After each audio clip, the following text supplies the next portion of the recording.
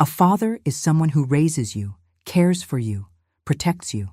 But what do you call a man when your own father, the man who gave you life, takes the life of your son? I know the answer. You call him a monster. And a monster is what he became the day he killed my Raphael. My name is Mary Conroy. I'm 79 years old, and I live in Fairview, right here in the heart of Kentucky. I'm sitting on the same porch where I watched my son take his first steps, where he played with toy cars, where I once dreamed of seeing his children running around. Today, this porch only holds memories, and this story I've carried in my heart for 43 years. I was born in 1944 in a simple house near the old market. My father, Raymond Conroy, was known throughout Fairview. He worked at the local slaughterhouse since he was young, started as a helper, and became the head butcher. Everyone respected Ray Conroy, hardworking man, helpful, always ready to lend a hand. But nobody saw what happened when he closed the door at home. My mother, Elizabeth, was a seamstress. A good one, mind you. She made wedding dresses that looked like works of art, hand-embroidered pieces that took months to finish. A pretty girl from rural Pine Ridge, she met my father at a 4th of July celebration and fell for him. They married quickly. She was 18. He was 25. They were happy in the early years, at least that's what she told me. Drinking crept into my father's life slowly, like a snake approaching its prey. First, it was just on weekends, with friends. Then it spread to weekdays. When I was born in 1944, he was already drinking every blessed day. And with the drink came his other face, the violent man my mother discovered too late. I remember my earliest memories. I must have been 4 or 5. The sound of the gate slamming, the dragging of feet in the hallway, the smell of whiskey mixed with cow blood from the slaughterhouse. My mother would send me to my room, but the thin walls hid nothing. The screams, things breaking, her muffled crying after it was all over. I grew up learning to read the warning signs. The way he stepped through the door, his tone of voice when he called my mother. Even the silence had meaning. When it was too quiet, that's when it was worse. The storm would come full force. Before I continue, I want to thank all of you listening. It's difficult to tell this story, but it needs to be told. Let me know in the comments what city you're watching from. It's good to know my voice is reaching far. And if you can, leave a like and subscribe to this amazing channel, Grandparents' Tales, that gives voice to all the grandparents across America. Each person who subscribes is like a hug that reaches me here. My mother tried to protect me as best she could. She'd hide me in the closet when he came home too drunk, send me to the neighbor's house with any excuse, but there wasn't always time. I remember one night, I was about 7, I was helping her embroider a First Communion dress. The table was covered with white thread, delicate fabric, weeks of work. My father came home earlier than usual, already staggering. He saw everything spread out and exploded. Wasting money on this garbage. No wife of mine needs to work. In one movement, he threw everything on the floor. The dress my mother had spent 3 weeks embroidering, he tore in half like it was paper. My mother cried softly. She'd learned that crying loudly only made things worse, but I, being a child, yelled for him to stop. That was my mistake. The slap I received was so hard I flew across the room, hit my back against the wall. "No daughter of mine yells at me," he roared, his eyes red with alcohol and rage. My mother threw herself between us, shielded me with her body. She took the beating for me that night. The next day, she had a black eye, a split lip, but smiled at me pretending nothing had happened. "It's all right, honey. Daddy was stressed from work, but it's over now. It always passed, and it always came back. It was an endless cycle we lived. Violence, forgiveness, a few days of peace, violence again." The neighbors knew, of course. Fairview was a small town back then. Everybody knew everybody. But no one interfered. "Never get between a man and his wife," they'd say. "Ray's a good man. He's only like that when he drinks. A good man." It's amazing how drinking serves as an excuse for everything. Beat his wife? It was the drink. Beat his daughter? It was the drink. As if the whiskey created the monster out of nothing, instead of just revealing what was already there inside. My mother fell ill when I was 15. It started with a lump in her right breast. She hid it for months, afraid to go to the doctor, afraid of spending money, afraid my father would complain. When she finally went, It was too late. The cancer had spread fast as wildfire. It was 6 months of agony. I watched my mother, who was strong as an oak tree, waste away day by day. Treatment back then was rudimentary. Surgery to remove the breast, medications that did more harm than good. At the end, she weighed less than me, her bones showing through her skin, her eyes sunken but still full of love when they looked at me. Curiously, my father improved during this period. He drank less, came home earlier, even helped care for her. Too late to fix years of violence, but at least it gave her some peace in her final days. On her deathbed, my mother called me close. Her voice was already a whisper, but the words stayed etched in me. "Beth, my girl, promise me you'll leave this house. Promise you'll marry a good man, have your family far from here. Promise you'll be happy." I promised, holding her hand, which was already cold despite the August heat. She died on August 27, 1960, as the sun was rising. She finally seemed at peace, free from the pain of body and soul. I, at 16, was left alone with the man I feared most in the world. Without my mother to serve as a shield, I became the main target. My father returned to heavy drinking, and the beatings got worse. Now I had to take care of the house, cook, wash, iron, and still endure his outbursts of anger. Anything was reason enough. Too much salt in the food, a poorly ironed shirt, a look he interpreted as defiant. I learned to protect myself as best I could. I hid knives and heavy objects when he came home drunk. I slept with the door locked. I made up excuses for the bruises and cuts. I fell down the stairs, I hit the corner of the table, I slipped in the wet yard. People pretended to believe, but the look of pity gave away that they knew the truth. It was at a farmer's market on a Saturday in March 1962 that my life began to change. I had gone to buy beans and flour for lunch. At Mr. Mitchell's vegetable stand worked a young man I'd never seen before. Tall, strong, with a smile that lit up his tanned face and large hands that knew hard work. "A pretty girl like you deserves a special discount," he said when he saw me, winking charmingly. I laughed for the first time in months. I discovered his name was John Stewart. He was 23, an orphan raised by his aunt and uncle. He had worked since he was a boy and knew the value of honest sweat. Unlike the other young men in town who only thought about partying, John had plans. He wanted to save money, have his own business, build a decent life.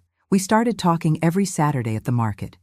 He always kept the best vegetables for me, threw in extras without charging. Our meetings at the market turned into meetings at the park, always with some cousin serving as an alibi. The courtship had to be hidden. If my father found out, it would be the end for both of us. John was everything my father wasn't: gentle, loving, respectful. He never tried anything beyond holding my hand, always treated me like I was fine china. He told jokes to make me laugh, brought little sweets he bought at the market, wrote love notes that I hid in the bottom of my drawer. 6 months later, on a Sunday afternoon when my father had gone out, John appeared at my house. He wore his best clothes, was as nervous as a schoolboy on exam day. He brought his aunt and uncle with him, Mr. Tom and Mrs. Marlene, good people respected in town. When I opened the door, my heart raced. I knew what it meant. "Miss Mary," he began formally, then laughed at his own formality. "Beth, I've come to ask for your hand in marriage. I know your father isn't here, but I'll come back as many times as needed until he agrees." His aunt and uncle confirmed he was an upright young man, hard-working, from a good family despite being an orphan. I explained the delicate situation with my father, the risks of asking permission, but John was determined. "I'm going to get you out of this house, Beth, even if it's the last thing I do." When my father came home that night, I told him about the visit. The reaction was worse than I expected. He broke plates, shouted that no daughter of his would marry just anyone, that I was too young, that men only wanted to take advantage. I got beaten that night for having received John at home, but for the first time, the physical pain didn't matter. I had hope. John came back the following Sunday, and the next, and the next. Always with his aunt and uncle, always respectful, always taking my father's insults without retaliation. The persistence began to work. My father, seeing that the young man wouldn't give up and that the story was already circulating around town, finally gave in, but with conditions. Marry, but she stays here. I won't be alone at my age. And the husband supports her. I don't want a son-in-law asking for anything. John accepted all conditions. To be with me, he would accept anything. But he was already planning our escape, working double shifts, saving money, building our little house far away. We married in June 1963. It was a simple ceremony at St. Joseph's Church, but to me it was fit for a princess. My dress was one my mother had started before she died. I finished the stitching crying over the fabric, feeling her presence in every stitch. John cried when he saw me entering the church. "You look like an angel," he whispered when he took my hand at the altar. The celebration was small, in the backyard of his aunt and uncle's house. My father showed up just for the wedding, already half drunk, made an embarrassing speech about responsibilities of a married man, and left. It didn't matter. I had John now, had a future, had hope. I lived 3 more months in my father's house after getting married. John visited me every day after work, had dinner with us, tense meals with my father grumbling and drinking, took me for walks in the park. Meanwhile, he worked 2 jobs, at the market during the day and at a warehouse at night, saving every penny. In September, 3 months after the wedding, John arrived with a huge smile. "I found our house, Beth. It's not big, but it's ours." It was a small 2-room house on Main Street, rented but with an option to buy. Small, simple, but it seemed like a palace to me. My father was furious when I told him I was moving out. "We agreed you'd live here. A man who doesn't keep his word is no good." But John stood firm for the first time. "We agreed she would continue living here if you treated her well. But you keep drinking, keep being abusive. I won't leave my wife in this situation." The argument heated up. My father came at John with a bottle. But my husband was younger, stronger, more sober. He held his arms, took away the bottle without violence. "I won't fight with you, sir. I'm just taking my wife to safety." We moved that same night. I took few things, some clothes, the wedding dress, photos of my mother. The rest didn't matter. I was free, I was safe, I was starting a new life. The little house was a dream. John had bought some used furniture, a bed, table with 2 chairs, a small wardrobe. I cried when I saw everything arranged with care. On the table, a vase with wildflowers. "To make our house complete," he said, hugging me. I lived the happiest months of my life there. I woke up making coffee for my husband, prepared his lunchbox with all my love. In the afternoon, I took care of the house, planted a small garden in the yard, made sweets to sell and help with expenses. At night, I waited for John to come home. We had dinner talking about our day, made plans for the future. In December 1963, I discovered I was pregnant. John's joy was contagious. He twirled me around our small house, kissed my still flat belly, cried with emotion. "It's going to be a boy, Beth. Strong like his father, beautiful like his mother." He started preparing everything months in advance, painted the small room, made a wooden crib with his own hands, bought baby clothes whenever he could. Raphael was born on March 15, 1964. Difficult delivery, 12 hours of labor. But when I heard his first cry, I forgot all pain. John cried more than the baby when he held his son in his arms. "Look, Beth, he's perfect. He has my nose and your eyes." He was indeed perfect. 7.7 pounds, 19 inches, a head of black hair that looked like it was already combed. From the first day, Raphael showed he was special. He didn't cry without reason, nursed strongly, observed everything with those smart little eyes. My father took a week to meet his grandson.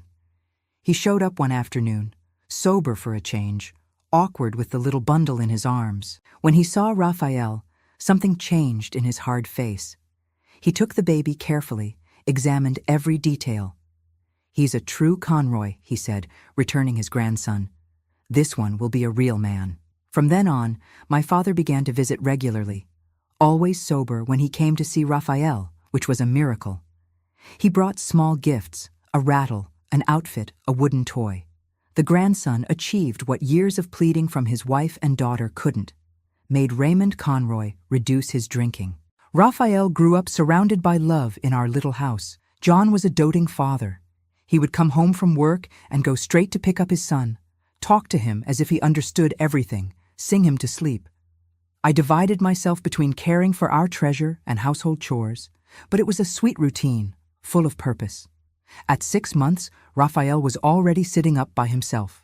At 1 year, he walked all over the house, getting into everything. At 2 years, he spoke in complete sentences, asked questions non-stop. He was too smart for his own good. Sometimes I was afraid of so much cleverness in such a small child. My father became another grandfather. Visited every weekend, always bringing something for his grandson. Took Raphael to walk around the market, introduced him to everyone as my genius grandson. The transformation was impressive. The violent man I had known all my life melted in the presence of that boy. But that's a topic for the next chapter. What matters now is that I had my golden years there. Loving husband, healthy son, peace I never knew before. John was thriving at work, already planning to open his own business. Raphael was growing strong and smart. Even my father seemed to have found redemption in his grandson. As the saying goes, poor folks' happiness doesn't last long. But while it lasted, it was the most beautiful thing in the world. Who would have thought that the man who terrorized my entire childhood would become a doting grandfather? But that's exactly what happened when Raphael entered his life. It was as if my son had magical powers, transformed my father into a different man, unrecognizable, almost tame. 1970, Raphael was 6 years old. I remember as if it were yesterday him running through the yard chasing chickens, his black hair flying, his laughter echoing through the whole street. John had managed to buy our little house at last. 3 years of religiously paying rent convinced the owner to sell. It wasn't much, but it was ours. We added a room, made a decent yard, planted a mango tree that's still there today. My father visited every weekend without fail. He arrived early on Saturday, always with some treat for his grandson, sometimes a wooden car, sometimes a bag of candy, sometimes a storybook. The drink, which had been his companion for decades, disappeared as if by magic, at least when he was near Raphael. "Grandpa Ray is here," Raphael would shout when he spotted him at the gate. A nickname the boy invented that stuck. Raymond became Ray, and Ray was another man when his grandson was around. That year, Raphael started school. The pride of his teacher from day one, he already knew how to read and write his name, did simple calculations, had an impressive memory. "This boy will go far," Mrs. Carroll would say at meetings. "Intelligent, well-mannered, helpful. You should be proud." John was thriving in business. He left his warehouse job and set up a small store in the neighborhood, then expanded it into a market. Raphael loved to help. At 8 years old, he already knew how to make change, note down credit, talk to customers. He inherited his father's business sense, but there was something more, a natural charisma that won everyone over. My father was a constant presence. He picked Raphael up from school when he could, took him to see the activity at the slaughterhouse, taught him things he thought important for a man to know. "You need to have a steady hand, Raphael," he'd say, showing how to hold a knife. "A real man isn't afraid of blood." I didn't much like these visits to the slaughterhouse, but John said not to worry. "Let the boy learn about the world, Beth. Your father is trying to pass something on to his grandson, in his own way." Raphael at 11 was almost a young man, voice starting to deepen, peach fuzz on his face, but still my baby in his gestures and affection.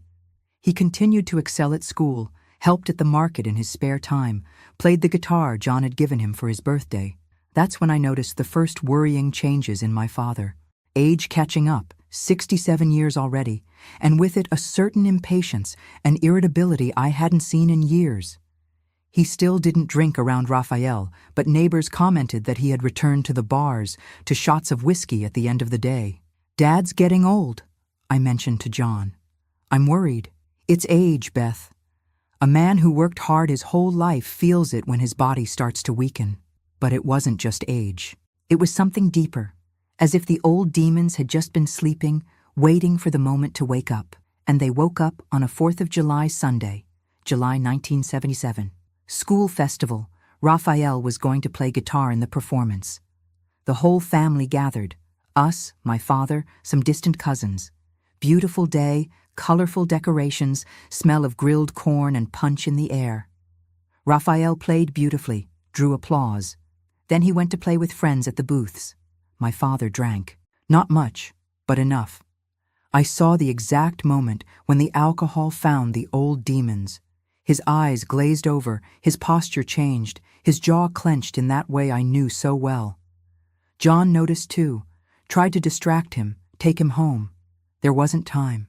A boy bumped into my father by accident, spilled the cup of punch on his clothes. Silly thing, child's accident. But for someone who had spent decades exploding for any reason, it was a spark in a powder keg. "Damn kid!" His voice came out hoarse, filled with disproportionate rage. The slap he gave the boy echoed throughout the entire yard. The music stopped, conversations died, all eyes turned. The boy on the ground, crying, his face red marked by my father's fingers. Raphael appeared running. He saw the scene, understood immediately. He did something he had never done. He placed himself between his grandfather and the fallen boy. "No, Grandpa, it was an accident. He didn't mean it." My father looked at his grandson as if he didn't recognize him. For one eternal second, I thought he was going to hit him too. His hand raised, trembling with rage, his face transfigured. But something in Raphael's look, fear mixed with disappointment, made him lower his arm. "Let's go," John said firmly, holding my father by the arm.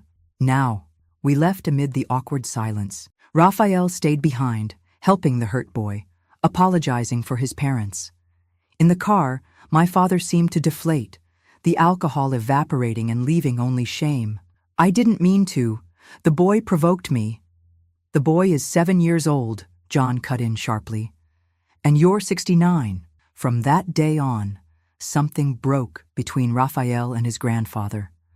My son remained respectful, polite, but the sparkle in his eyes when he saw his grandfather disappeared. The visits became more spaced out, more formal. Raphael made up excuses not to go to the slaughterhouse, not to be alone with him. Raphael turned 16. Handsome young man, popular, intelligent. Finishing high school, already thinking about college. He wanted to be an engineer, build buildings, leave his mark on the world. He was dating a girl from school, Isabella, the dentist's daughter. Future all planned out, full of dreams. My father was getting worse. The drinking returned full force, now mixed with the frustration of age, of a body that wouldn't respond, of a grandson who was drifting away. The outbursts of anger became frequent again, but now alone, in the shack where he had lived since retiring from the slaughterhouse. "We need to put him in rehab, Beth," John suggested more than once. "He's killing himself with drink." "See? But how do you commit someone who doesn't want help?" My father wouldn't admit the problem, said he drank because he wanted to, that he could stop whenever he wished. A lie that every alcoholic tells first to themselves. December 1981. Year-end approaching, busy time at John's market. Raphael helped every day after school, serving customers, organizing stock. Saturday, Christmas Eve, the market was full, everyone shopping for the next day. Late afternoon, sun setting. I was at home preparing the holiday meal, John and Raphael still at the market. That's when I heard the shouting. At first, I thought it was a street fight, common around the holidays. But the shouting continued, increased, and I recognized voices. John, Raphael, my father. I ran to the street barefoot. I saw the crowd in front of the market, people shouting, general confusion. I pushed my way through until I reached the center of the tumult. The scene I saw is forever burned into my memory, seared with a hot iron. Raphael on the ground, blood, so much blood. John kneeling beside him, trying to stop the deep cut on his neck with his hands. My father standing, staggering, a broken bottle in his hand, his glazed eyes not understanding what he had done. "It was him who came at me," my father babbled. "I defended myself. It was self-defense." A lie. Everyone saw. My father entered the market already drunk and agitated, looking for trouble. He complained about the service, the prices, everything. John tried to calm him, asked him to leave. That's when he broke the bottles on the shelf, started shouting that he was being robbed, that his son-in-law was no good. Raphael tried to help his father. He got between the two, tried to hold his grandfather back. That's when it happened. Quick, Brutal, final. The broken bottle found my son's neck. One movement, 1 second, one life. "Mom," Raphael whispered when I knelt beside him, so softly I almost didn't hear. I took his hand, already cold, the warm blood flowing between my fingers. "I'm here, son. Mom's here." But he couldn't hear anymore. His eyes, those intelligent eyes so full of life, went out as I held him. 16 years old, his whole life ahead of him. Killed by his own grandfather, the man he called Grandpa Ray, who taught him to walk, who was his childhood hero. The ambulance came too late. The police came too late. Everything came too late. My father disappeared in the confusion, fled like a rat through the alleys he had known since childhood. John held our dead son, his face a mask of pain I had never seen before. The rest of that night is a blur. Hospital, morgue, police station, words without meaning, manslaughter, intoxication, flight, as if words could explain a grandfather killing his grandson, as if there were words for this. Funeral on Christmas Day. The macabre irony wasn't lost. A day to celebrate birth, we were burying a death. The entire town at the cemetery. Raphael was beloved, had a future, had dreams. Now he only had a white coffin and a shattered mother. John didn't cry at the funeral. He stood like a statue, eyes dry but empty, hands clenched into fists. When they threw the first shovel of dirt, he turned and left. I thought he had gone to the car. I was wrong. I stayed until the end. I watched my son be covered by the red earth of Fairview. Each shovel of dirt was a buried dream. Graduation, wedding, grandchildren that would never come.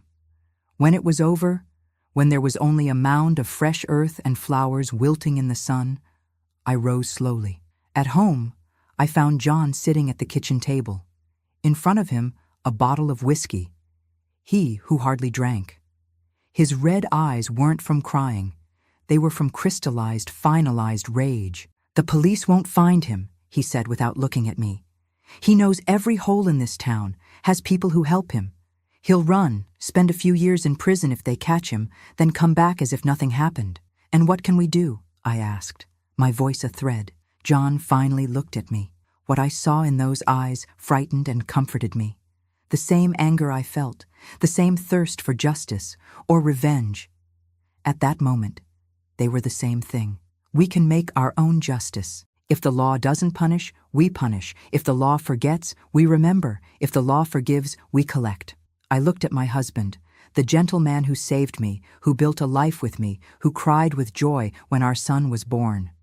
Now he was another man. The pain had transformed him, as it transformed me. We were different people. We were parents without a child. We were thirst for revenge in human form. "What do you have in mind?" And there, at that table where Raphael had so often eaten, studied, laughed, there we began to plan what would be our response. It wouldn't be death, that was too merciful. It would be something worse. Something that would mark my father for the rest of his days. Man's justice had failed before even trying. Ours wouldn't fail. The silence of our house after the funeral was deafening. Every corner held a memory of Raphael. The guitar leaning in the corner, the books on the shelf, the empty chair at the table. John and I lived like ghosts, going through mechanical routines without soul. But beneath the pain, something was fermenting. A plan. A need for justice that the law wouldn't provide. January 1982. A month without our son. The police were looking for my father without much effort. He must have fled to the countryside, Mrs. Stewart. Old as he is, he won't go far. Incompetent or complicit.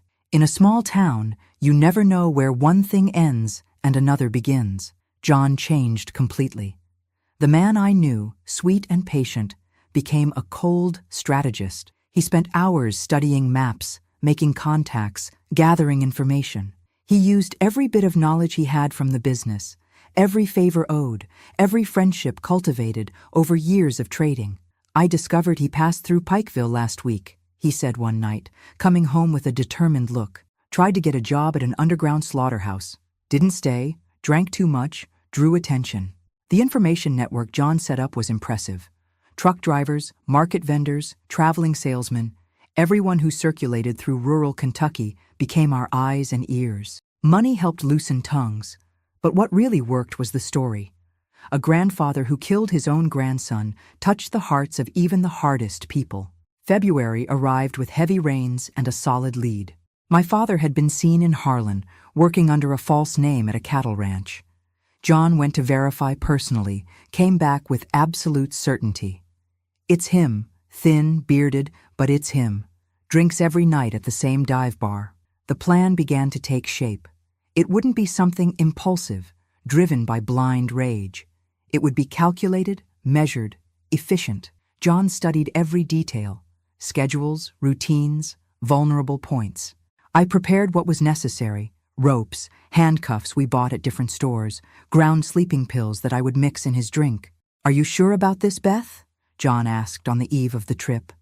"Once it starts, there's no turning back." I looked at Raphael's photo frame on the shelf. 16 years old, smiling, full of life. "I'm more sure of this than anything in my life." March, first week. We left on a Thursday, telling the neighbors we were going to visit relatives in Louisville. We took the essentials: changes of clothes, cash, the necessary instruments. The car borrowed from a friend who didn't ask questions completed the disguise. The journey to Harlan was 5 hours of tense silence. John drove concentrating. I wrung my hands in my lap. It wasn't fear. It was anxiety to finally do something, to get out of the paralysis of pain. We arrived in the late afternoon. The town was typical of rural America. Streets with small businesses, low houses, modest commerce. The motel where we stayed was simple, but discreet. John went out to do final reconnaissance while I arranged things. "Not tonight," he said when he returned. "There's too much movement at the bar. Tomorrow is Friday. He drinks more, becomes more vulnerable." I spent the night wide awake. It wasn't remorse or doubt. It was the certainty of what was to come. Lying beside John, I felt we were soldiers on the eve of battle. Our private war for justice. Friday, March 8th, 1982. A date that would be etched in me as much as the day of Raphael's death. We spent the day preparing, verifying escape routes, timing everything, reviewing each step. At 6 in the evening we began. The bar was exactly as John described: dirty, poorly lit, smelling of whiskey and sweat. My father was in his usual corner, already on his 5th or 6th glass. The grown beard, the worn clothes, but unmistakable to one who knows. I entered first, disguised with a scarf on my head and dark glasses. I sat close but not too near, ordered a beer I wouldn't drink, waited. John stayed outside, watching. My father drank methodically, lost in thoughts I could only imagine. Was it remorse, fear, or just the emptiness of someone who had lost their humanity? When he got up to go to the bathroom, I acted. The sleeping pills fell into his glass without anyone noticing. He returned, drank it all at once, ordered another. 20 minutes later, he began to stagger more than usual. The bar owner thought it was the drink. "Ray's going overboard today." When he left, almost falling, John and I followed. The poorly lit streets helped. At the first deserted corner, John acted. Quick, efficient. He grabbed my father from behind, hand over his mouth to muffle any scream. He tried to fight, but the medicine and alcohol were taking effect. In seconds, he was unconscious. We carried him to the car. Anyone who saw would think we were helping a drunk. We drove for 2 hours to the place John had chosen. An abandoned farm in the middle of nowhere. No neighbors for miles. The house was as John described. Roof partially collapsed, walls stained with moisture, but solid structure. In what was once the main room, John had prepared everything days before. A reinforced chair, ropes, buckets of water. My father woke up tied, disoriented. It took him a few seconds to focus his eyes, understand where he was, who we were. When he recognized us, terror took over his face. "Beth, John, what are you doing?" "Justice," John replied simply. "The one the law didn't provide. The next details are difficult to tell." Not from remorse, I never regretted it, but because reliving that night is reliving the raw pain of losing Raphael. Feeling again the anger that consumed me.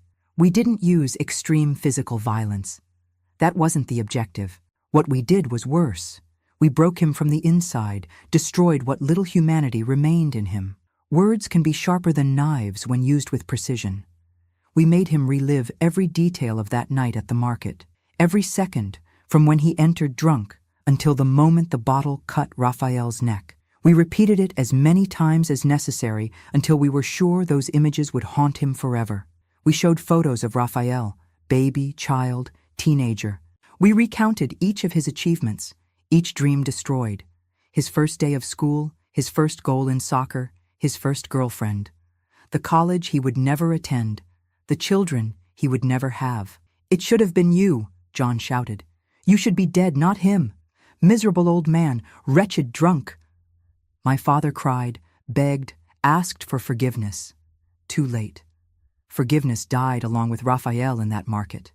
The psychological torture lasted all night, calculated pauses for him to regain consciousness when he passed out, water in his face to keep him awake, a hellish carousel of guilt and remorse that we engraved deep in his deteriorated mind. "You will never forget," I said close to his ear.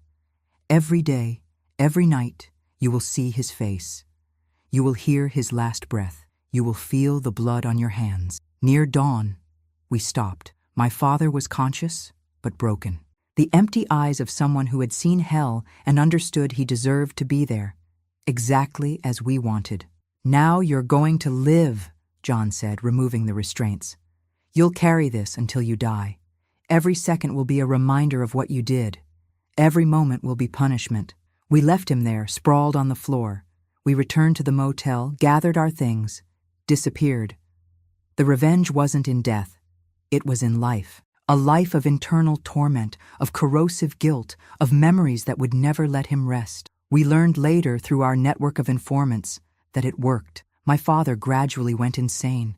He wandered the streets muttering Raphael's name, woke up screaming from nightmares, saw his grandson's face everywhere.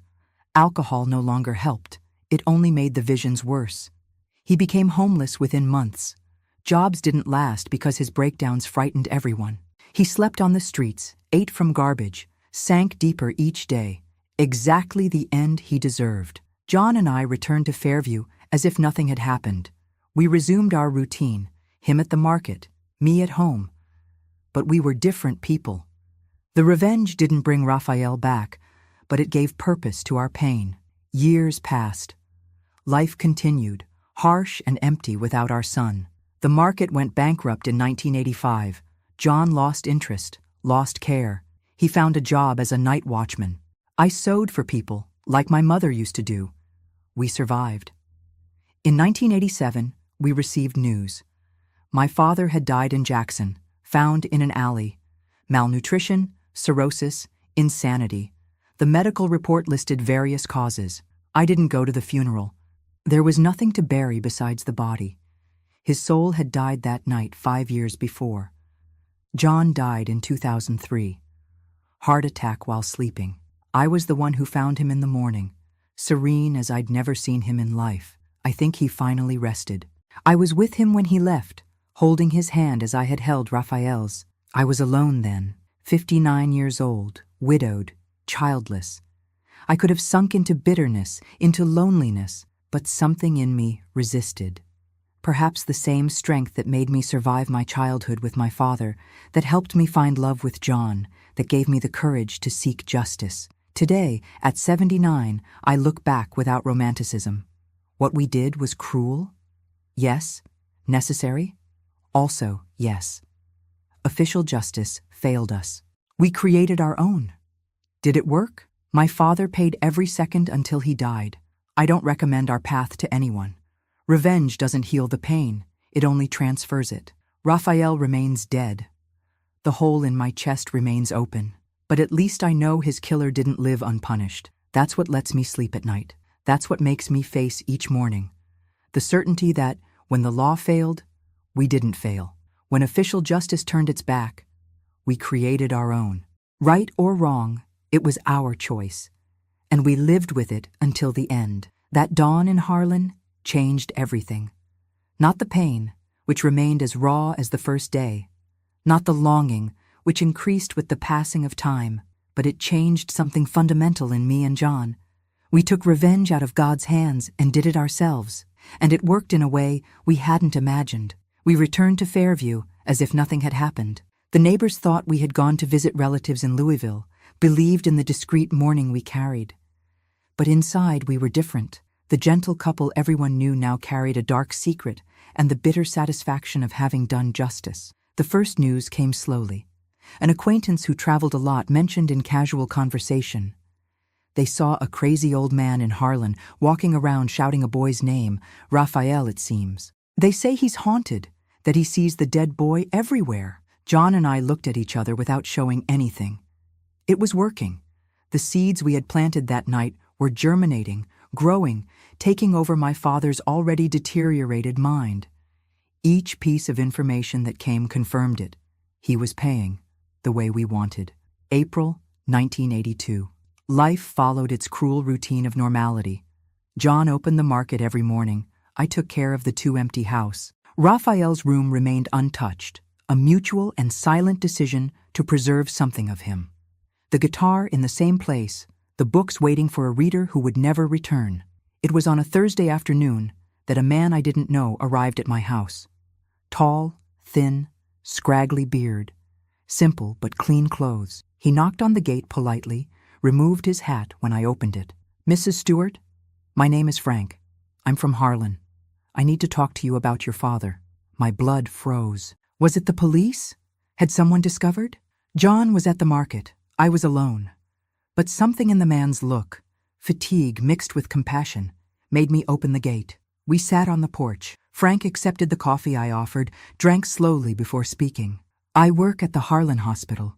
Your father was admitted yesterday. He's not well in the head, ma'am." "What's wrong with him?" I asked, keeping my voice neutral. "The doctors say it's alcoholic psychosis mixed with severe trauma. He has terrible hallucinations. He constantly sees a dead boy. Cries for forgiveness, cries like a child. Yesterday he tried to jump from the hospital roof, said the boy was calling him." I drank my coffee without showing anything. Inside, I felt a cold satisfaction. It was working better than we had planned. The psychological torture we applied that night had taken root, grown, consumed what little sanity remained in him. "Why did you come to tell me this?" I finally asked. Frank hesitated. "When he's lucid, which is rare, he repeats your name. Says his daughter needs to forgive him, that he can't die without forgiveness. The doctors thought perhaps you'd want—" "I don't want to," I cut sharply. "He knows what he did. If he's suffering, it's the consequence of his own actions. I have no forgiveness to give." The man nodded slowly, as if he understood. He finished his coffee, stood up. "I'll say I couldn't find you. But ma'am, if I may, sometimes forgiveness is more for ourselves than for the other person. Thank you for the advice. But some things are unforgivable." He left. I never saw him again. But the news continued to arrive in the following months. My father escaped from the hospital, became homeless. He wandered through the small towns of the region, always fleeing from something only he could see. Raphael's ghost, created by us that night, was his constant companion. John became obsessed with tracking his whereabouts. He created a network of informants, truck drivers, traveling salesmen, people who circulated throughout Kentucky. He paid for any news, any sighting. "I need to know he's paying," he would say on sleepless nights. The market began to go downhill. John lost focus, lost care for the business. The obsession with tracking my father consumed time, energy, money. Customers noticed the neglect, went to the competition.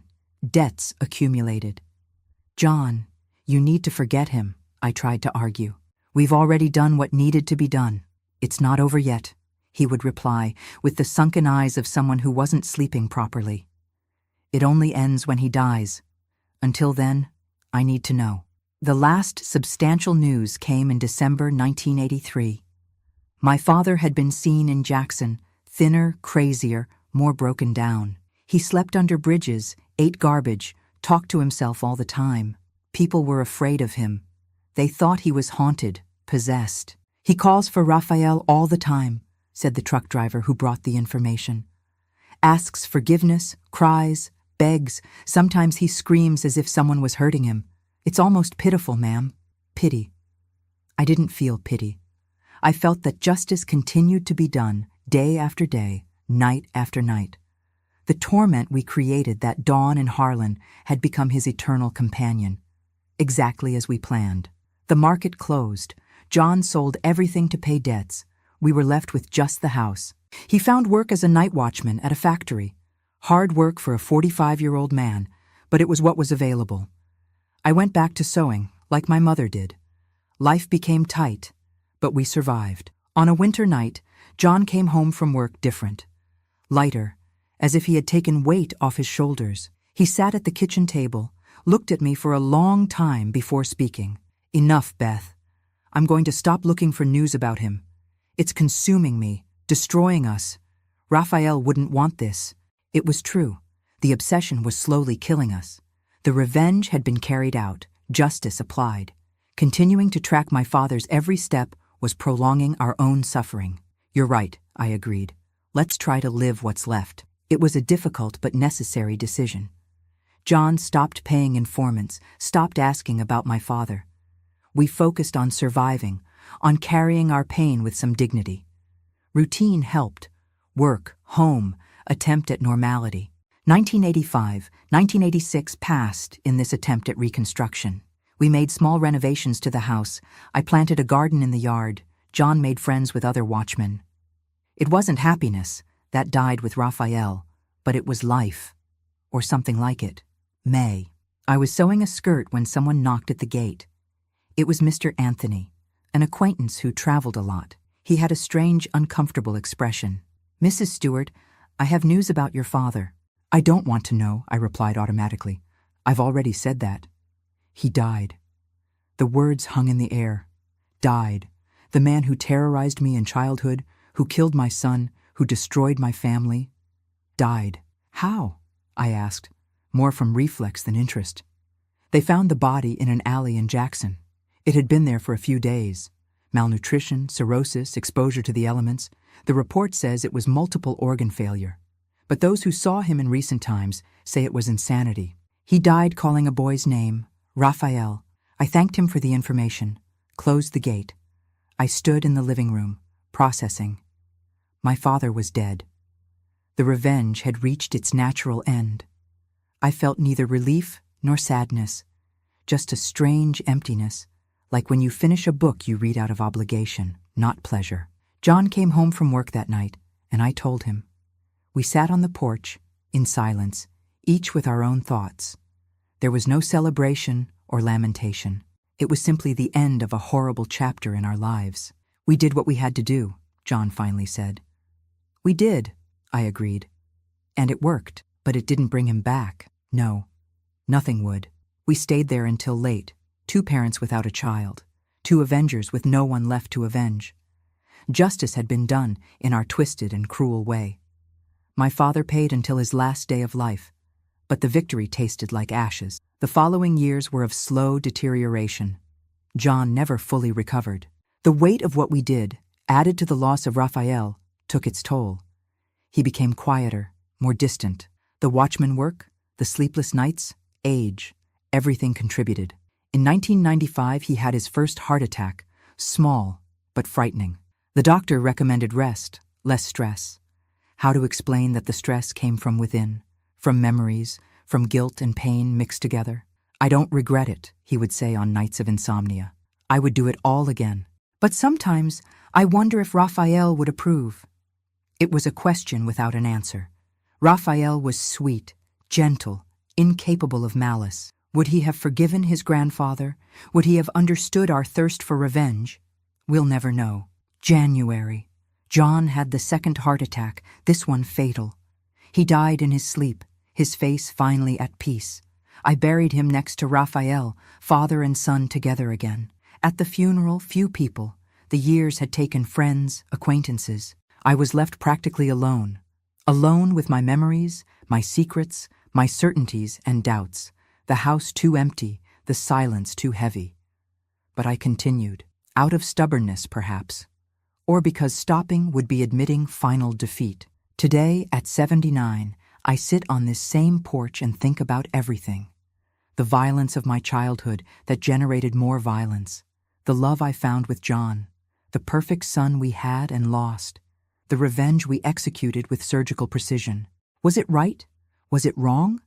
It's not for me to judge anymore. I did what I thought necessary at the time. John, too. My father paid in an exemplary way for the heinous crime he committed. Raphael remains dead, but at least he didn't die unpunished. If I could go back in time, would I change anything? Maybe I would try to get my father into rehab sooner, treat the alcoholism, break the cycle. But maybe it wouldn't have helped. Some people carry violence in their soul, and alcohol only releases what already exists. What I know is that I lived. I loved, hated, suffered, avenged. I experienced the extremes of the human condition. I made terrible choices and lived with the consequences. I'm neither heroine nor villain.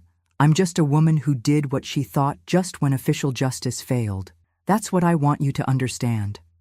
I'm not here to give moral lessons or seek absolution. I'm telling my story because it needs to be told. Because somewhere, right now, another family may be living through a similar drama. And for those people, my advice is contradictory. Seek legal justice first. Exhaust all official possibilities. But if, like us, you are abandoned by the system, remember, you are not alone. Others have walked this dark path before. It's not an easy path. Revenge exacts its price, leaves marks, changes who you are.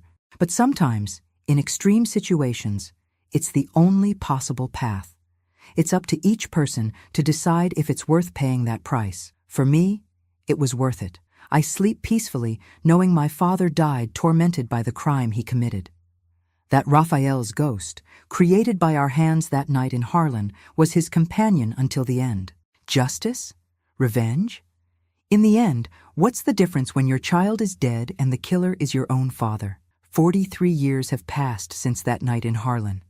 43 years carrying the weight of what we did. The secret I shared only with John. Now at 79, sitting on this porch where I watched my son grow up and from which I left to avenge his death, it's time to talk about the consequences, about the aftermath, about the real price of revenge. 2003 was the year I became truly alone. John passed away in January, taking with him half of my story. At the funeral, few people. Time had taken friends, distanced acquaintances. I buried him next to Raphael, father and son reunited in death as they were separated in life. I returned to the empty house and asked myself, what now? At 59, widowed, childless, without close family, carrying a secret that weighed more each year. The pension barely allowed me to survive, the house needed repairs, my body was beginning to pay the price of difficult years. That's when I discovered something surprising. I was stronger than I thought. Perhaps the same strength that made me survive childhood with my father, that gave me courage to execute our revenge, was still there. I began to sow more, taking orders from neighbors. I planted a larger garden in the yard, sold vegetables at the market. I survived. One Sunday morning, someone knocked at my gate. When I opened it, I almost fell backward. There stood Maria, daughter of my distant cousin, whom I hadn't seen in decades. But that's not what shocked me. It was the boy beside her, about 15 years old, his face a perfect copy of my Raphael at the same age. Aunt Mary? It's me, Maria. This is my son Peter. We need help. The story was common and sad. Violent husband, alcohol, abuse. She had fled with her son, had nowhere to go. She remembered me, the big house, thought that maybe, the irony hit me like a punch. There I was, who had executed terrible revenge against domestic violence, being sought as refuge by another victim. I looked at the boy again, Peter, the same name as the grandson I lost, the same eyes, the same way of tilting his head. I don't believe in reincarnation, but at that moment, it seemed the universe was giving me a second chance. Come in, I said simply. There are empty rooms, food in the refrigerator. Stay as long as you need. Peter adapted quickly. Intelligent, polite, affectionate young man. He helped in the garden, carried groceries, talked with me for hours. It was like having Raphael back, but different. This Peter carried his own scars, his own fears. One night, he asked me about the photos on the shelf. I told him about Raphael, about how he died. I didn't tell him about the revenge. That secret would die with me. Peter listened attentively, his eyes watering. "You must have suffered a lot," he said finally. "Losing a son like that, I suffered. But I survived. That's what we do, Peter. We survive."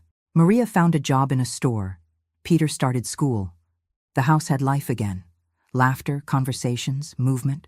I cooked with pleasure again, spent afternoons helping Peter with his lessons. It was almost like a second chance, an alternative life where the tragedies hadn't happened.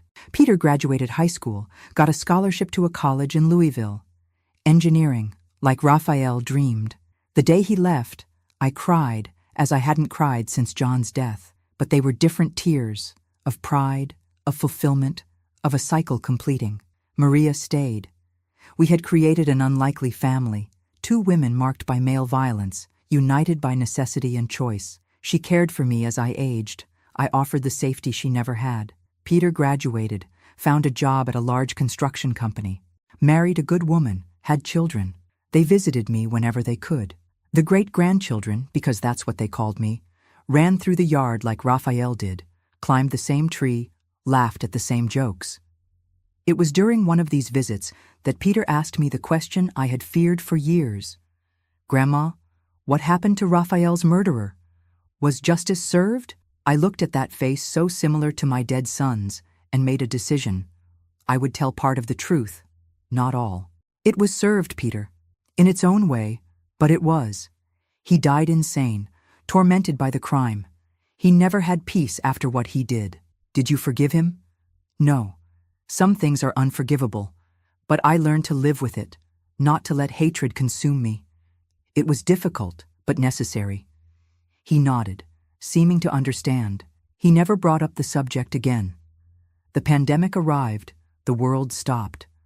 I was isolated for months. Only Maria could visit me. It was a time of forced reflection, of revisiting memories, of making peace with some decisions. I didn't regret the revenge. I would never regret it. But I understood that carrying the secret alone was unnecessary.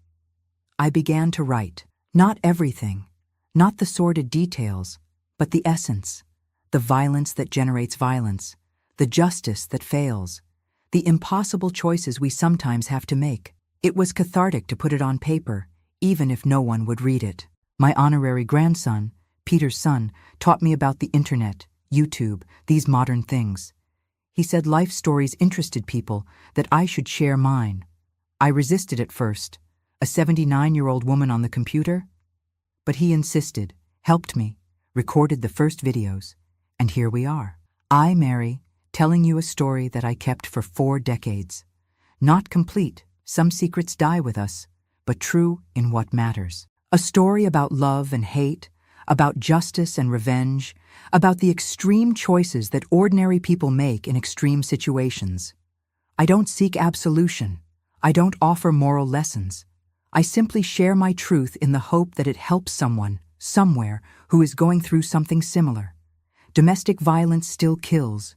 Justice still fails. Victims are still abandoned by the system. But I want you to know, you are not alone. Others have gone through this. Others have made terrible choices and survived to tell about it. The pain doesn't go away, but it lessens. The scars don't disappear, but they stop bleeding. Today, at 79, I can say that I lived. Not the life I planned, not the life I dreamed of, but the life that circumstances gave me. I loved deeply, hated with the same intensity. I knew the supreme happiness of being a mother and the unbearable pain of losing a child. I took justice into my own hands when the law abandoned me. Right or wrong, it's not for me to judge anymore. Each person can draw their own conclusions. What I know is that I've slept peacefully for 43 years knowing my father paid, day after day, night after night, for the heinous crime he committed. Raphael's ghost that we created that night in Harlan was his executioner more efficient than any prison. For those who judge me harshly, I don't blame you. It's easy to have high moral principles when it's not your child dead on the floor. It's simple to preach forgiveness when you weren't the one who held the still warm body, who saw life drain from the eyes you watched being born. For those who understand, who recognize the pain behind the choices, thank you. You know that sometimes life takes us down paths we would never voluntarily choose. That sometimes doing the right thing is not an option. My time is running out. Not life. Apparently us countrywomen are hard to kill. But energy to carry secrets, to pretend remorse I don't feel. That's why I decided to tell this story now, while I still can, while memory is still sharp. If my story touched you in any way, leave a like down below. Subscribe to the channel to follow other stories on grandparents' tales. And more importantly, share with someone who might need to hear it. We're not here to glorify violence. We're here to say you're not alone, that the pain you feel is valid, that the anger is understandable, that sometimes, just sometimes, justice comes through twisted paths. Each story on our channel is a testimony of survival, of people who didn't bow down, who didn't accept the unacceptable, who took into their hands what the system denied them. We're not saints or demons, we're just humans pushed to the limit. To finish, I want to leave a message for you who are going through a similar situation, who are afraid, who feel abandoned by justice, who are thinking of doing something drastic. Think hard. Think twice, 3 times, 1,000 times, because once done, there's no going back. You will carry it for the rest of your life. It will change who you are. But if, after thinking all this, you still believe it's the only way, know that others have walked this road before and survived. I'm not an example for anyone. I'm just Mary, 79 years old, who lost a son to her own father and made him pay in a way that to this day I wonder if it was too much or too little, who lived with this secret for 43 years and now, at the end of the line, decided it needs to be told. Because in the end, we are all human, capable of the best and the worst, of the purest love and the blackest hatred, of infinite compassion and calculated cruelty. That's what defines us, this capacity for extremes. I lived in the extremes, loved to the extreme, hated to the extreme, avenged to the extreme. I don't recommend it to anyone, but I don't regret it either. I did what I thought necessary with the tools I had at the time. Let God judge me. Men no longer matter. Thank you for listening to me. Thank you for not judging or for judging in silence. Thank you for allowing this old woman to share the weight she carried alone for so long. Now I'll rest. Tomorrow there's a garden to tend, great-grandchildren to receive, life to live. Because in the end, that's what we do. We live. Despite everything, because of everything, we live. And Raphael, my beloved son, wherever you are, Mom did what she thought was right. I hope you understand. I hope you forgive. I hope to meet you again when my time comes. Until then, I remain here. Mary Conroy Stewart, 79 years old, mother without a child, retired avenger, survivor by choice and stubbornness. May God have mercy on us all.